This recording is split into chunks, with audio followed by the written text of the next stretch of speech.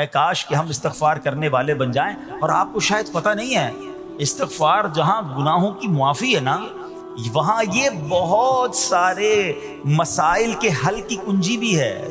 آپ اگر پرابلم میں ہیں, روزی کے مسائل ہیں, اولاد نہیں ہو رہی ہے یا کوئی بھی پرابلم ہے, ایک واقعہ سنیے. حضرت امام حسن بصری رحمۃ اللہ تعالی بہت بڑے بزرگ ہیں. ایک شخص آیا, آ کر کہتا حضور بارش نہیں ہو رہی ہے, قحط کی پوزیشن آ گئی ہے, بارش نہیں ہو رہی, دعا فرمائیں, کوئی وظیفہ عطا فرمائیں.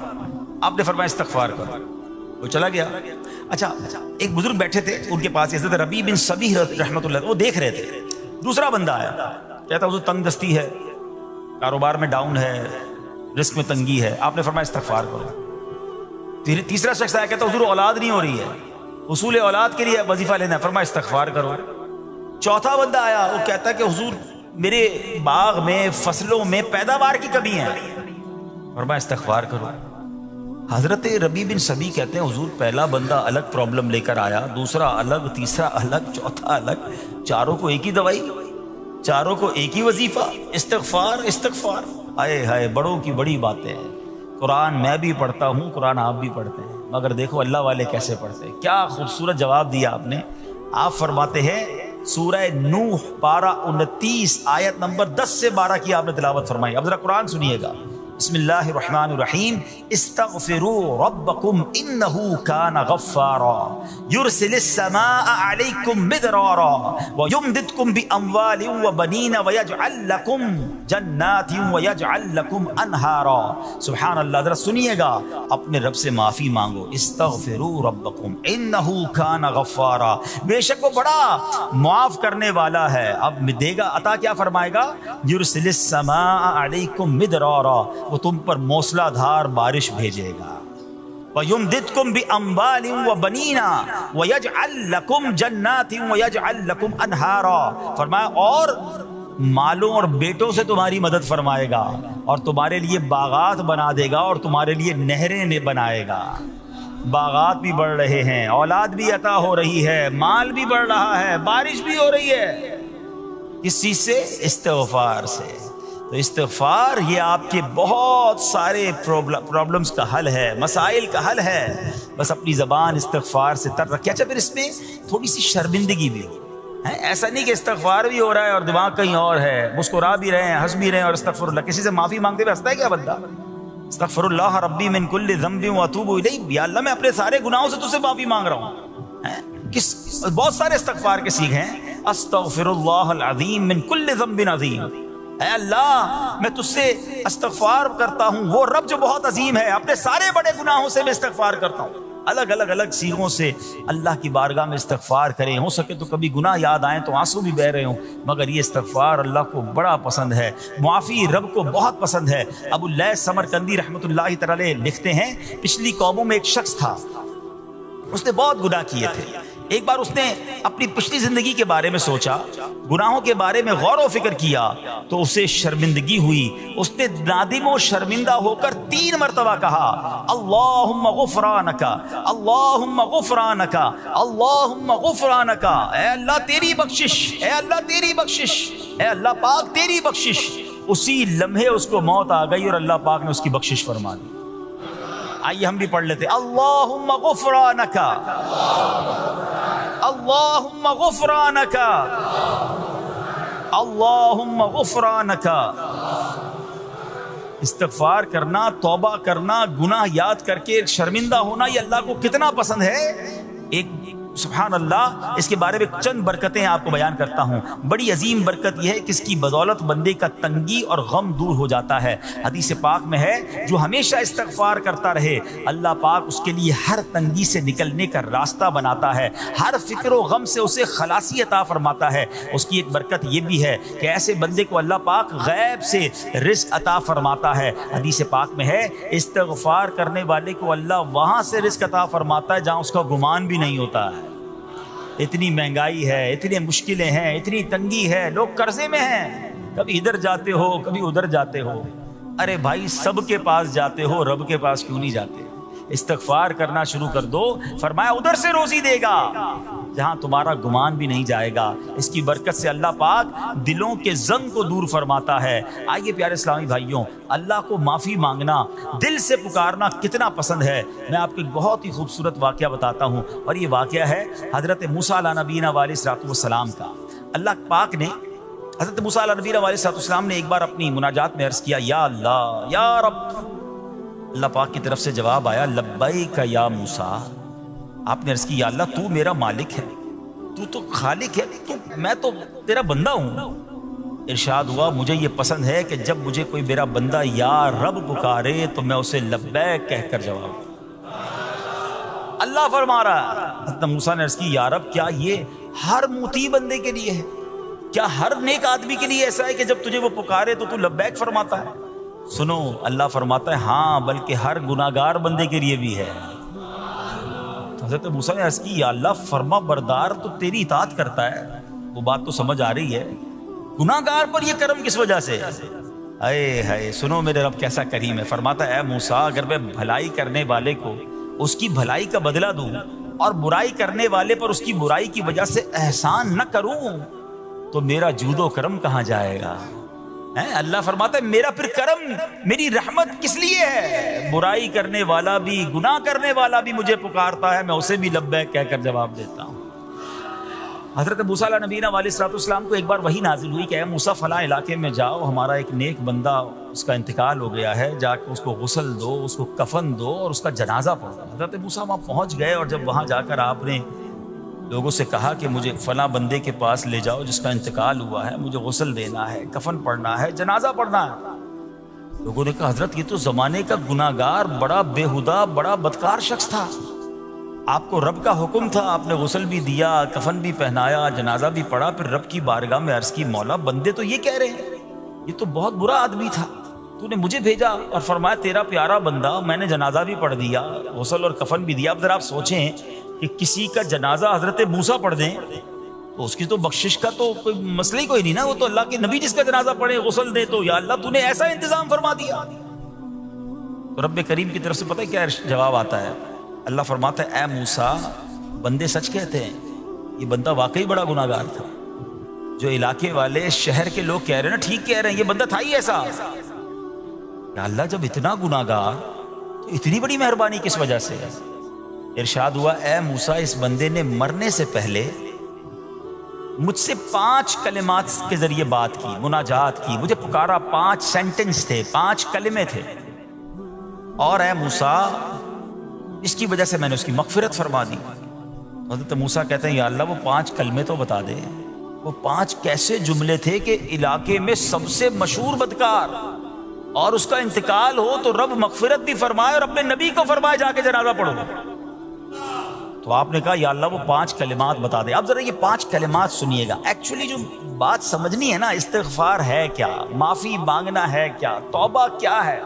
اللہ فرماتا نا کہ ہم نے سنا کہ جو بندہ اللہ سے استغفار کرتا ہے اللہ اسے دیکھ کر مسکراتا ہے. اس کی وجہ یہ کہ بندہ رب کی بارگاہ میں اپنے آپ کو سرنڈر کرتا ہے، اپنے گناہ یاد کرتا ہے، اپنی کم مائگی کا اظہار کرتا ہے. وہ کہتے ہیں نا الندم التوبہ، شرمندگی توبہ ہے. شرمندہ ہو جائے نا انسان. دنیا میں پتہ کیا معاملہ ہے، ہم کسی عدالت میں جا کر کہہ دیں ہم نے جرم کیا ہے، اقبال جرم، ٹھیک ہے، تو کیا ہوتا ہے؟ جج کہتا ہے پھر اس کو گرفتار کرو اور سزا سناؤ. بندہ خود ہی مان رہا ہے، گواہوں کی ضرورت کیا ہے؟ دنیا کی عدالت میں اقبال جرم پر سزا ملتی ہے. میرے رب کی رحمت کی عدالت دیکھو، بندہ وہاں جا کر اقبال جرم کر لے، شرمندہ ہو جائے، معافی مانگ لے، اللہ اس کے سارے گناہ معاف فرما دیتا ہے. یہ فرق ہے دنیا والوں میں اور رب کی عدالت میں. سبحان اللہ. وہ حضرت موسیٰ کہتے ہیں، یا اللہ وہ 5 کلمے بتا، اور بتائے گئے تو وہ 5 کلمے سنیے گا ذرا. وہ بندہ کہتا ہے مرنے سے پہلے، اے رب تو جانتا ہے میں نیکوں سے محبت کرتا ہوں اگرچہ خود نیک نہیں ہوں. یا رب تو جانتا ہے میں فاسقوں سے بغض رکھتا ہوں اگرچہ میں خود فاسق ہوں. سمجھ رہے بات؟ اے اللہ نیکوں سے پیار کرتا ہوں، مجھے پتا ہے میں خود نیک نہیں ہوں. میں گناہ گاروں سے نفرت کرتا ہوں حالانکہ میں خود بھی گناہ گار ہوں. کہیں بھی اپنی بڑائی نہیں ہے، میں گناہ گار، میں بدکار، مگر اللہ میں پیار کرتا ہوں نیک لوگوں سے. تیسرا جملہ کیا تھا؟ یا رب اگر مجھے معلوم ہو جائے کہ میرے جنت میں داخل ہونے سے تیری ملکیت میں کوئی کمی آ جائے گی تو اے اللہ میں تجھ سے پھر جنت کا سوال کرنا چھوڑ دوں گا۔ مجھے یہ پتا ہے یا اللہ تو نے مجھے جنت میں داخل کیا نا، تیری جنت میں کوئی کمی نہیں آئے گی، بہت بڑی ہے، اب مجھے داخل بھی کرنے سے تیرا کچھ نہیں جائے گا، اگر کچھ جاتا ہوتا تو یا اللہ میں جنت تیرے سے مانگنا چھوڑ دیتا۔ چوتھا جملہ کیا ہے؟ اے رب اگر مجھے معلوم ہو جائے کہ مجھے جہنم میں داخل کرنے سے تیری ملکیت میں اضافہ ہو جائے گا تو میں پھر جہنم سے پناہ نہیں مانگوں گا۔ یعنی اگر تو تیرے ملک میں تیری شان میں اضافہ ہو رہا ہے مجھے جہنم میں ڈالنے سے، پھر تو میں نہیں کہوں گا تجھے کہ جہنم سے نکال، مگر مجھے پتا ہے تو پہلے ہی مالک ہے، تو پہلے ہی خالق ہے، سب کچھ تیرا ہے، مجھے جہنم میں ڈالنے سے تیری کوئی ملکیت میں اضافہ نہیں ہونا۔ اور آخری بات کیا کہتا ہے؟ یا رب اگر تو مجھ پر رحم نہ کرے گا تو پھر کون کرے گا؟ اللہ فرماتا ہے اے موسیٰ میں نے اس پر رحم کیا، یہ میرے کرم کے لائق تھا، میرے کرم کے لائق نہیں تھا کہ میں اسے ناکام لوٹا دیتا۔ جب اس نے یہ کلمات کہے تو میں نے اسے درگزر فرمایا، اس کی مغفرت فرما دی، اور میں ہی بخشنے والا مہربان ہوں۔ تو اے میرے پیارے اسلامی بھائیوں، آج وہ کام سیکھ کے جانا ہے، سمجھ کے جانا ہے، جس کو جو بندہ کرتا ہے تو رب کی رحمت گویا مسکراتی ہے۔ وہ یہ ہے کہ اللہ سے معافی مانگتے رہیں، استغفار کرتے رہیں، اللہ کو راضی کرنے کی کوشش کرتے رہیں، اپنے گناہوں پر ندامت رکھیں کہ جو معافی مانگتا ہے نا اللہ اسے بہت پسند فرماتا ہے۔ حدیث پاک میں آتا ہے التائب من الذنب کمن لا ذنب له، گناہوں سے توبہ کرنے والا ایسا ہے جیسا اس نے گناہ کیا ہی نہیں ہے۔ اچھا اب ایک اور بہت پیارا عمل جس کو دیکھ کر اللہ مسکراتا ہے، وہی میں نے جو تفسیر بتائی کہ اللہ کی رحمت راضی ہو جاتی ہے اور اللہ کی رحمت برستی ہے، رب راضی ہو جاتا ہے۔ نبی پاک علیہ الصلوۃ والسلام نے فرمایا 3 بندے ہیں اللہ پاک انہیں دیکھ کر مسکراتا اور کیا ہوتا ہے؟ فرمایا اور بہت خوش ہوتا ہے۔ اب وہ 3 بندے کون سے ہیں؟ چیک کر لیں ہم ان میں ہیں کہ نہیں۔ فرمایا نمبر 1 وہ بندہ جو رات کو اٹھے، بستر چھوڑے، اچھی طرح وضو کرے، پھر نماز پڑھنے کھڑا ہو جائے، اسے دیکھ کر اللہ پاک فرشتوں سے فرماتا ہے اے فرشتوں بتاؤ میرے بندے کو نیکی پر کس نے اکسایا ہے؟ فرشتے عرض کرتے ہیں مولا تو بہتر جانتا ہے۔ اللہ پاک فرماتا ہے ہاں میں جانتا ہوں مگر تم مجھے بتاؤ۔ فرشتے عرض کرتے ہیں اے مالک کریم تو نے اسے ایک چیز یعنی جہنم کا خوف دیا ہے، یہ اس سے ڈرتا ہے۔ اے اللہ تو نے ان کو ایک چیز جنت کی امید دلائی ہے، یہ اس کی امید رکھتا ہے۔ اے اللہ یہی خوف اور امید ہے جس نے اسے رات کی نیند قربان کر کے تیرے حضور کھڑے ہونے پر ابھارا ہے۔ اب اللہ پاک فرماتا ہے اے فرشتوں گواہ ہو جاؤ یہ جس چیز سے ڈرتا ہے یعنی جہنم سے ڈرتا ہے، میں نے اپنے اس بندے کو اس سے امن بخشا، اور جس کی امید رکھتا ہے یعنی جنت کی، میں نے جنت اس پر واجب کر دی۔ رات اٹھ کر جب دنیا سوئی ہو بندہ اٹھ کر تہجد کی نماز ادا کرے، اللہ کی بارگاہ میں آنسو بہائے، اللہ فرشتوں کے سامنے گویا فخر فرماتا۔ دوسرے نمبر پر سنو، فرمایا دوسرا وہ شخص جو حق و باطل کی لڑائی میں شریک ہوا، ثابت قدم رہا یہاں تک کہ شہید ہو گیا، یا اللہ پاک نے اسے فتح عطا فرمائی، اللہ اس بندے کو دیکھ کر بھی مسکراتا ہے۔ جہاد کرنے والے مجاہدین یا تو شہید ہو جائیں یا غازی ہو کر لوٹے اللہ کی رضا کے لیے، اللہ کی رحمت ان پر بھی چھما چھم برستی ہے۔ اور تیسرے نمبر پر فرمایا تیسرا وہ بندہ جو رات کو سفر کرتا ہے، یہاں تک کہ رات کے آخری حصے میں جب کہیں ٹھہرتا ہے تو اس کے ساتھ والے سو جاتے ہیں مگر وہ کھڑا ہو کر نماز پڑھنے لگتا ہے، اس بندے کو دیکھ کر بھی اللہ پاک مسکراتا ہے۔ اجتماعی عبادت کے بڑے فائدے ہیں، اجتماع میں آنا، محفل میں آنا، دعا میں شرکت کرنا بہت اچھی بات ہے، مگر اپنی عادت ایسے بھی بنائیں کہ کچھ عبادتیں ایسی کریں کہ میں جانوں اور رب جانے۔ یہ جو رات اٹھ کر دعا کا لطف ہے، رات اٹھ کر جو نماز پڑھنے کا لطف ہے نا، جب ساری دنیا سو رہی ہے اور بندہ اپنے رب کی بارگاہ میں حاضر ہے۔ علماء کہتے ہیں دن کے نوافل کے مقابلے میں رات کے نوافل افضل ہیں، کیونکہ رات سکون ہوتا ہے، رات رقت قلبی ملتی ہے، سبحان اللہ رحمت الہی چھما چھم برستی ہے۔ ہمیں کیا کرنا ہے کہ رات تہجد کی نماز کی عادت ڈالے۔ رمضان میں بن گئی تھی نا، سحری کے لیے اٹھتے تھے تو لوگ تہجد پڑھتے تھے، اللہ کرے کہ یہ عادت بن جائے۔ کبھی کبھی اگر ہر روز نہیں ہو سکتا کم از کم کبھی کبھی کریں۔ اچھا اگر ایسی کوئی عبادت ہو بھی جائے نا پھر سب کو بتائیں نا کہ رات اٹھا تھا تو جناب دعائیں بھی کیں تو آنسو بھی بہائے، نہیں کبھی کبھی ایسا کیا کرو کہ میں جانوں اور رب جانے، اللہ سے باتیں کیا کرو۔ میں آپ کو صحیح بتاؤں، آپ مجھے ایک بات بتائیں، یہ تو آپ نے سن بھی لیا کہ اللہ کی رحمت کس قدر برستی ہے اس پر. زندگی میں بھی جب کبھی ہم پریشان ہوں اور رات نیند نہ آئے، کبھی کبھی ایسا ہوتا ہے پریشانی میں نیند نہیں آتی، کروٹیں بدل رہا ہوتا ہے انسان، اور اس کروٹ بدلتے بدلتے میں آپ کی جب والدہ حیات ہوگی یا ماشاءاللہ جن کے پاس ماں موجود ہے، ماں جیسی ہستی کہاں ملتی ہے پھر. ایک بار اور سن لو، دنیا کی بہت ساری چیزیں میرے اور آپ کے پاس ہیں جو ریپلیسیبل ہیں، جو بدلی جا سکتی ہیں. موبائل فون لیتے ہیں بڑی خوشی سے لیتے ہیں، مگر نیا ماڈل آتا ہے تو لوگ بدل لیتے ہیں. سواری لیتے ہیں بڑی خوشی ہوتی ہے، مگر جب نئی سواری آتی ہے تو ریپلیس بدل دیتے ہیں. ماڈل نیا آ گیا بھائی، اب وہ پرانی لگتی ہے. مگر یاد رکھو، ماں باپ چلے جائیں نا، اس کے بعد ماں باپ دوبارہ نہیں ملتے. ان کا کوئی نیا ورژن یا نیا ماڈل نہیں ہے تو ان کی قدر کر لو، ان کی دعائیں لے لو. تو بہرحال آپ کبھی کبھی تکلیف میں ایسا ہوا ہو کہ رات کو نیند نہ آئی ہو، بے قرار ہو کر ماں کے پاس گیا، آنکھوں میں آنسو لے کر کہ ماں میں پریشان ہوں، بیمار ہوں، یا قرضے میں ہوں، یا فلاں پرابلم ہے. ماں نے کیا کیا تھا؟ کروٹ بدل کر سو گئی تھی کہ بیٹا تو جان تیرا کام جانے، یا ماں خود بھی بیدار ہو گئی، سینے لگایا اور دعا کرنا شروع کر دی. ہم روئے تو ماں بھی روئی. یہ ہے نا ماں. میری تکلیف، ایسا لگتا ہے کہ مجھے کبھی کبھی یہ فیصلہ کرنا مشکل ہوتا تھا کہ تکلیف مجھے زیادہ ہوتی ہے میری تکلیف میں، یا میری والدہ کو زیادہ ہوتی ہے. بیمار میں ہوں، تکلیف اسے ہے، یہ رشتہ کہاں ملتا ہے؟ مگر مجھے ایک بات بتاؤ، جب میری تکلیف پر رات نیند چھوڑ کر، بستر چھوڑ کر میں ماں کے پاس گیا، ماں نے سینے لگایا، تو اگر میں اپنا بستر چھوڑ کر آنکھوں میں آنسو لیے میری ماں سے مجھے کہیں زیادہ پیار کرنے والے رب کی بارگاہ میں چلا گیا، تو اس کی رحمت کیا مجھے مایوس کر دے گی؟ میری ماں کے دل میں جو ممتا ہے نا، وہ بھی میرے رب نے ڈالی ہے. تو رب کی رحمت کتنی ہوگی؟ تو کبھی کبھی اللہ کی بارگاہ میں رات کے اس پہر حاضر ہوا کرو. جو پرابلم ہے آپ کی، جو مشکل ہے آپ کی، آپ یقین کریں، آپ اللہ کی بارگاہ میں تہجد کے وقت رات کے آخری پہر آنسو بہائیں، دعائیں کریں، نوافل پڑھیں، پھر دیکھیں آپ کے دل کو تسلی کیسے ہوتی ہے. آپ کا ایمان تازہ ہو جائے گا، اور آپ نے دیکھا کہ ایسے وقت عبادت کرنے والوں سے رب کتنا راضی ہوتا ہے. اللہ کرے یہ بات ہمیں سمجھ آ جائے. اسی طرح عظیم صحابی حضرت عبداللہ ابن مسعود رضی اللہ تعالیٰ سے روایت ہے، پیارے آقا مکی مدنی مصطفیٰ صلی اللہ تعالیٰ علیہ وسلم نے فرمایا، ایک بندہ رات کو اٹھتا ہے، اچھی طرح وضو کرتا ہے، پھر اللہ پاک کی حمد کرتا ہے، اس کی بزرگی بولتا ہے، اپنے نبی علیہ الصلوۃ والسلام پر درود پڑھتا ہے، قرآن کھول کر پڑھنا شروع کر دیتا ہے.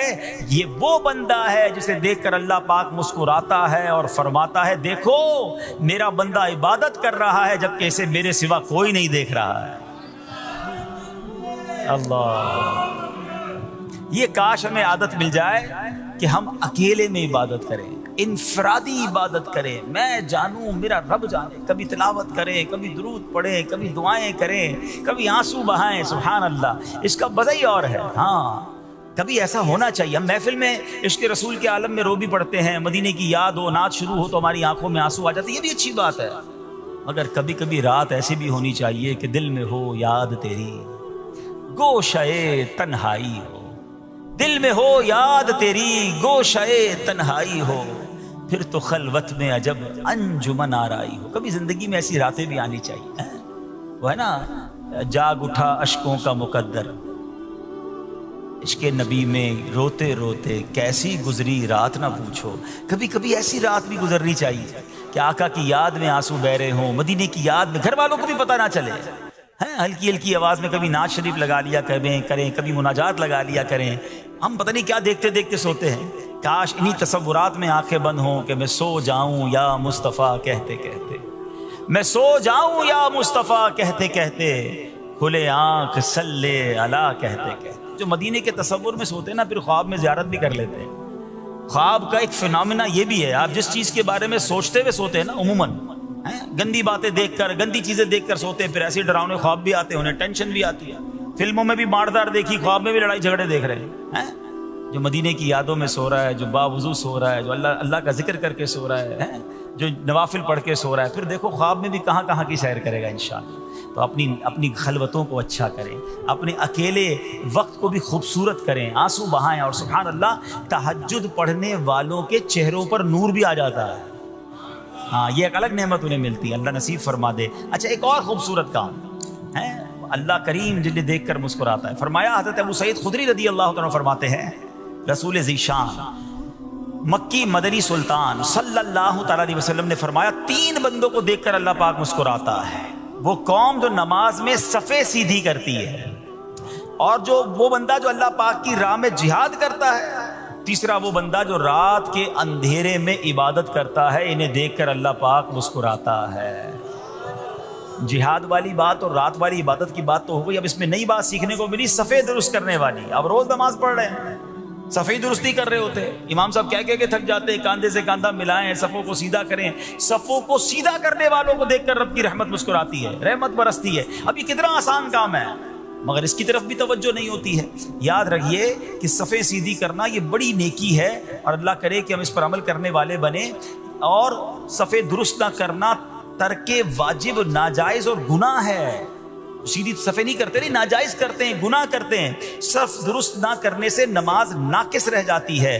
اور یہ بعض اوقات لوگ کہتے ہیں یار ہمیں اس نماز میں وسوسے بہت آتے ہیں، تو روایتوں میں آتا ہے صف درست نہ کرنا نماز میں وسوسے آنے کا سبب ہے۔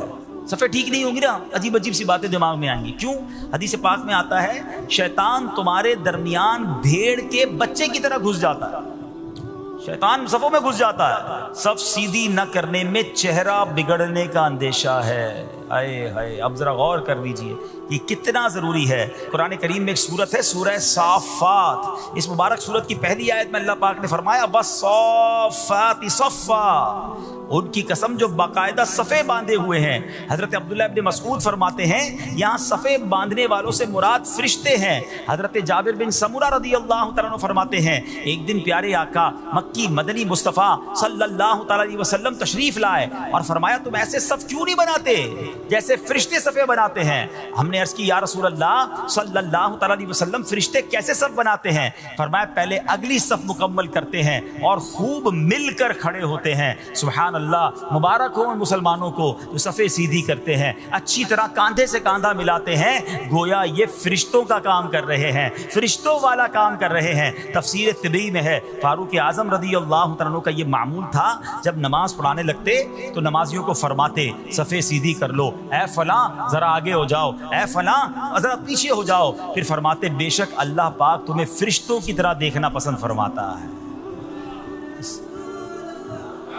تو صفیں سیدھی رکھنا یہ فرشتوں کا انداز ہے، اور اللہ کی رحمت خوب برستی ہے، گویا رب مسکراتا ہے انہیں دیکھ کر۔ تو اے میرے پیارے اسلامی بھائیوں، اور بھی بہت سارے کام ہیں جس کو دیکھ کر، جن کو کرنے سے اللہ کی رحمت چھما چھم برستی ہے۔ مسلمانوں کی پیاری امی جان حضرت عائشہ صدیقہ طیبہ طاہرہ رضی اللہ تعالی عنہا سے روایت ہے، رسول رحمت شفیع امت صلی اللہ تعالی علیہ وآلہ وسلم نے فرمایا جب بندہ مجھ پر درود پاک پڑھتا ہے تو اس کی برکت سے ایک فرشتہ اللہ پاک کی بارگاہ میں حاضر ہوتا ہے۔ اس فرشتے کے لیے حکم ہوتا ہے کہ اسے میرے بندے کی قبر کے پاس لے جاؤ تاکہ یہ میرے بندے کے لیے مغفرت کی دعا کرتا رہے اور میرے بندے کی آنکھیں ٹھنڈی ہوتی رہیں۔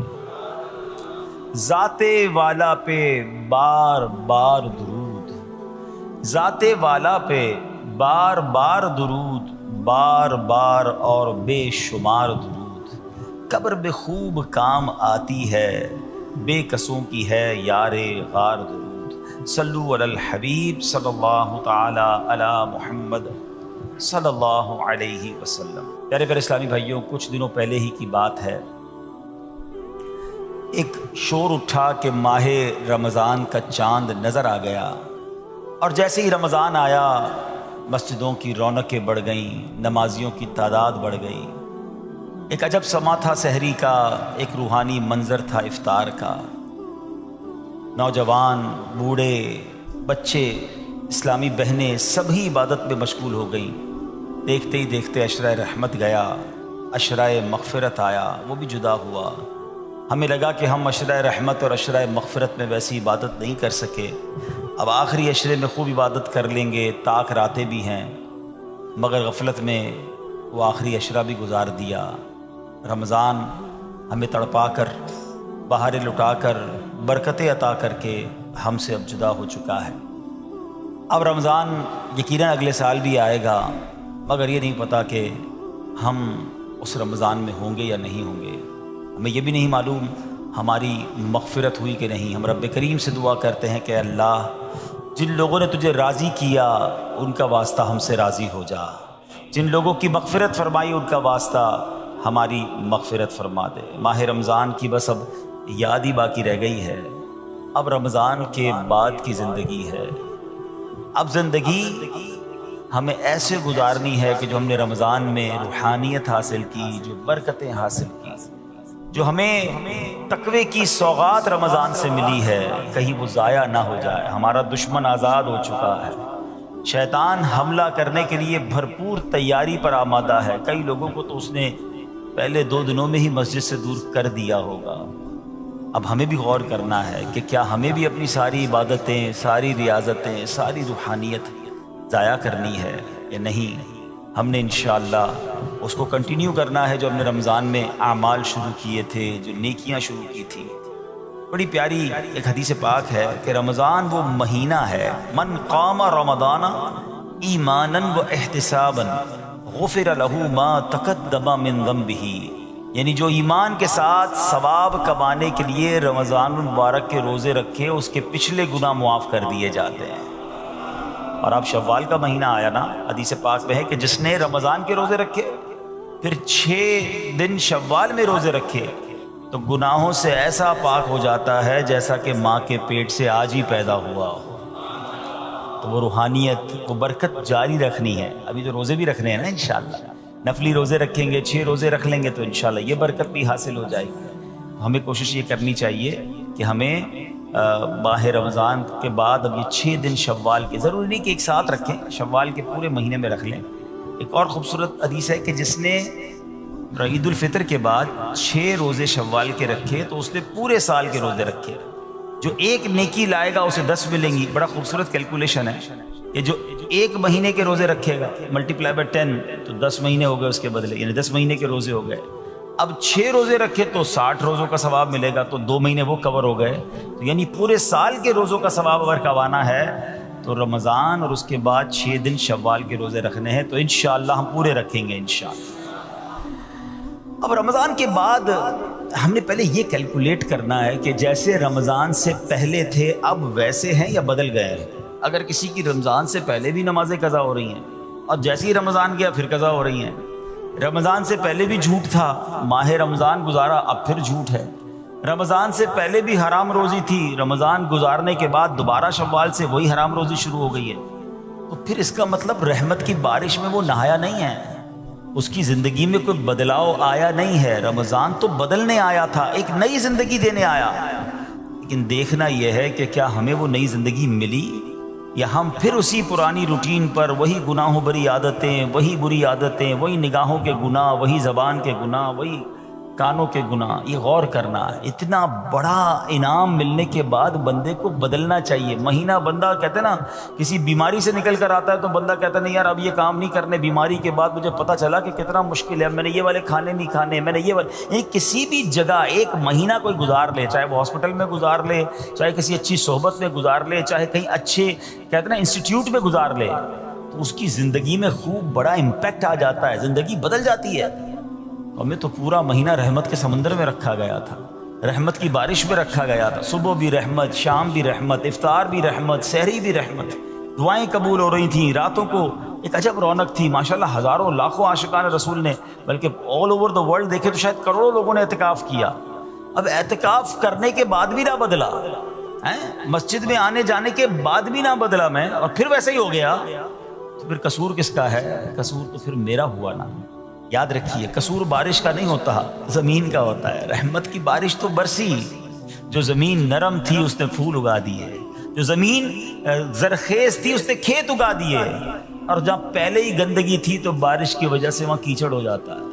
بندہ بعض اوقات کہتا ہے یار وہ روحانیت نہیں رہی ہے، ہم اجتماع میں جاتا ہوں تو وہ لطف نہیں آتا، دعا میں وہ آنسو نہیں بہتے ہیں، پہلے بہت لطف تھا اب وہ کم ہو گیا ہے. کم کچھ بھی نہیں ہوا ہے. دل کی بستی خراب تو نہیں ہو گئی ہے، دل کی بستی خود تو نہیں اجاڑ لی ہے.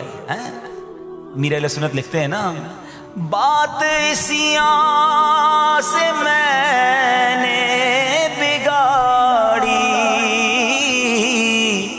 دل کی ہاتھوں سے بستی جھاڑی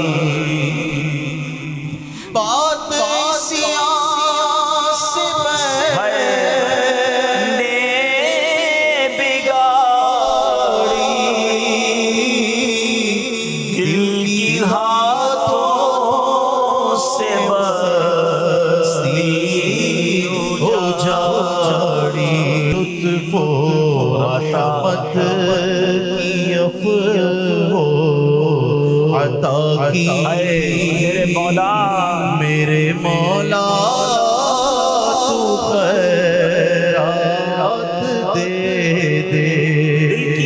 دل کی بستی اجڑنے دینی نہیں ہے. شیطان آیا ہے اجاڑنے کے لیے. پلان پورا ہے اس کا. اس سے سب چھین لینا ہے. اس کی نمازیں، اس کے روزے، اس کی آنسو، اس کی دعائیں، اس کے سجدے، اس کے صدقے، اس کی خیرات، اس کے چہرے پہ جو داڑھی سج گئی، سر پر جو امامے آ گئے، بہنوں نے جو پردے کی نیت کر لی. وہ آیا ہے بستی اجاڑنے. وہ آیا ہے ہم سے سب کچھ چھیننے. اب عقل مند وہ ہے جو شیطان کی باتوں میں نہ آئے، رحمان عز و جل کے رحمت کے سائے میں چھپ جائے. مسجدوں میں آتا رہے، نمازوں کی پابندی کرتا رہے، سنتوں پر عمل کرتا رہے. جی اگر چاہے بھی برائی کی طرف تو ان بری محفلوں کی طرف نہ جائے. اپنے گناہوں پر معافی مانگیں گے انشاءاللہ. راتوں کو اٹھ کر جب لوگ سو رہے ہوں گے اللہ کی بارگاہ میں عبادت کریں گے. اسی طرح فرمایا کہ صفوں کو درست کریں گے اور انشاءاللہ رب کی بارگاہ سے خوب رحمتیں لوٹیں گے. اے میرے پیارے اسلامی بھائیوں، یہ سب کب ہو سکے گا کہ جب ہم اچھے ماحول میں رہیں گے. تہجد تو جب پڑھیں گے نا جب پہلے فرض پڑھیں گے. جس کی فرض ہی قضا ہو رہی ہے تو اس کو تہجد کی باری کب آئے گی؟ استغفار تو جب کرے گا جب ایسے ماحول میں آئے گا کہ جہاں گناہوں کو یاد دلا کر معافی مانگنے کا ہمیں انداز اور اس کی فکر دی جائے. تو آج کے اس پرفتن دور میں دعوت اسلامی کا یہ پیارا ماحول آپ کے سامنے ہے. اس ماحول سے وابستہ رہیں. ہفتہ وار اجتماع میں، مدنی قافلوں میں، ہفتہ وار مدنی مذاکرے میں شرکت کرتے رہیں گے تو انشاءاللہ ان نیکیوں کا جذبہ بھی ملتا رہے گا اور انشاءاللہ ایسے کام کرنے میں اللہ کرے کامیاب ہو جائے. تصور ہی کتنا پیارا ہے. یقین کریں میں آپ شاید پتہ نہیں وہ فیلنگ آپ کو محسوس ہو رہی ہے کہ نہیں. یہ تصور ہی کتنا پیارا ہے کہ کبھی میں کوئی ایسا عمل کر لوں کہ رب کی رحمت مجھے دیکھ کر مسکرا دے. اللہ راضی ہو جائے، اللہ خوش ہو جائے. اور کیا چاہیے؟ میری تو زندگی کا حاصل ہو گیا نا. تو اب یہ 3-4 کام آپ نے سن لیے ہیں، اس کو عمل کرنا شروع کر دیں. اللہ کریم سے دعا کرتا ہوں کہ رب کریم اپنی رضا والے کام ہمیں بڑھ چڑھ کر کرنے کی توفیق عطا فرمائے. اللہ پاک ہم سب کو عمل کرنے کی توفیق عطا فرمائے. صلو علی الحبیب.